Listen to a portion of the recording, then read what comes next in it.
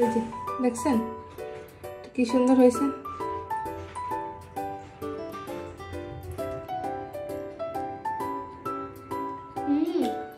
এটা দোকানের থেকে টেস্টি হয়েছে। আমি আজকে আপনাদের মাঝে শেয়ার করব 1 কাপ বেসন দিয়ে খুব সহজেই কিভাবে বাসায় বুন্দিয়া তৈরি করা যায়। তো চলুন দেখে নিই 1 কাপ বেসন দিয়ে আমি কীভাবে বুন্দিয়াটা তৈরি করছি। ফার্স্টে আমি এখানে 1 কাপ বেসন নিয়ে নিচ্ছি। এটা আমি চালনির সাহায্যে চেলে নেব। বেসনটা কিন্তু অবশ্যই চালতে হবে, বেসনটা চেলে না নিলে কিন্তু বুন্দিয়াটা ক্রিস্পি হবে না। এই যে আমি বেসনটা সুন্দর করে চেলে নিয়েছি। এবার এতে পরিমাণ মতো জল দিয়ে দেবো। আমি এখানে 1 কাপ বেসনের জন্য 1/3 কাপ জল মিশিয়ে নিচ্ছি। অল্প অল্প করে জলটা আমি মিশিয়ে নেব।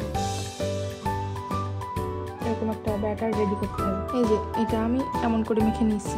এর দোকানে তো দেখছেন 2 কালারের বুন্দি হয়, এই জন্য আমি অন্য একটা পাত্রে একটু ব্যাটার আলাদা করে নেব।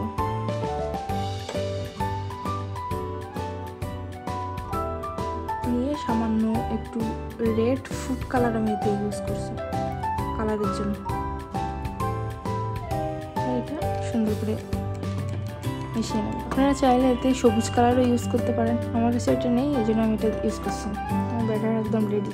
আমি বুন্দিয়াটা ভাজার জন্য গ্যাসে এরকম একটা কড়াই বসিয়ে নিয়েছি। বসিয়ে নিয়ে তেলটা গরম করে নিয়েছি। এবার আমি একটু চেক করে দেখবো, দেখি আমার তেলটা গরম হয়েছে কিনা। হ্যাঁ, আমার তেলটা একদম পারফেক্ট গরম হয়ে গেছে। এবার আমি দিয়ে দেখব। দুটো তুলে নিচ্ছি। বুন্দিয়া ভাজার জন্য আমি এরকম ছিদ্রযুক্ত একটা ঝাঁঝরি নিয়ে নিয়েছি। ঝাঁঝরিটা দেখুন এরকম উঁচা রাখা লাগবে, কিন্তু এর উপর আমি দিয়ে দিচ্ছি আস্তে আস্তে। এটা কিন্তু নাড়ানো যাবে না, ওর মতোই হবে।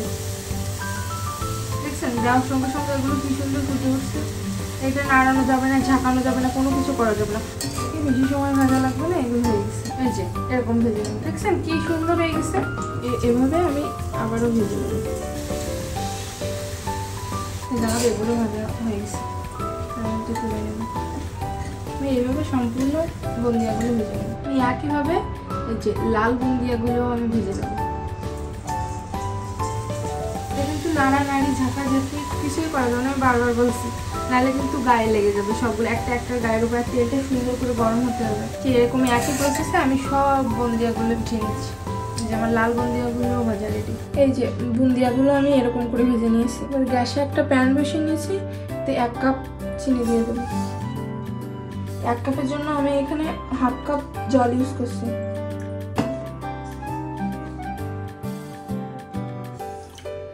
এবার এটা মিডিয়াম আঁচে ফুটিয়ে নেব। এই যে আমার চিনিটা গলে গিয়েছে। আমি এবার 1 চামচ ঘি দিয়ে নেব। ঘি দিলে মনে হবে বুন্দিয়াটা ঘিয়ে ভাজা হয়েছে।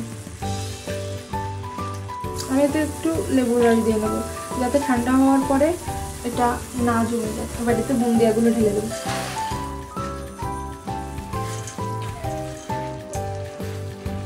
তো আমি ঢাকনা দিয়ে ঢেকে নেবো। তো 2 মিনিট জাল হওয়ার পরে আমি গ্যাসটা অফ করে দেবো। বুন্দিয়াটা আমার 1 ঘন্টা হয়ে গেছে। এবার আমি একটু চেক করে দেখে নেবো এটা আমার পারফেক্ট হয়েছে কিনা। এই যে রসগুলো সব স্যুপ করে নিয়েছে।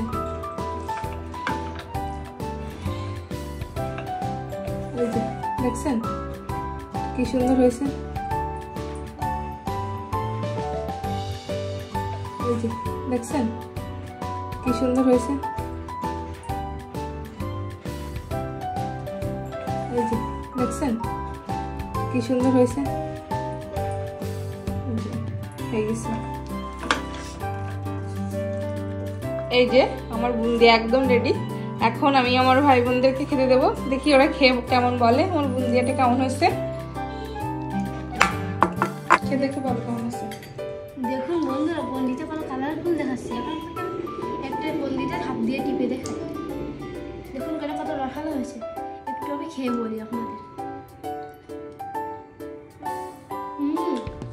এটা দোকানের থেকে টেস্টি হয়েছে। আপনারা যদি এমন টেস্টি বুন্দি বাড়িতে বানাতে চান তাহলে আমার দিদির ভিডিওটা ফলো করবেন। আর আমার দিদির ভিডিওটা যদি ভালো লেগে থাকে তাহলে ফলো করে দেবেন এবং লাইক শেয়ার কমেন্ট করে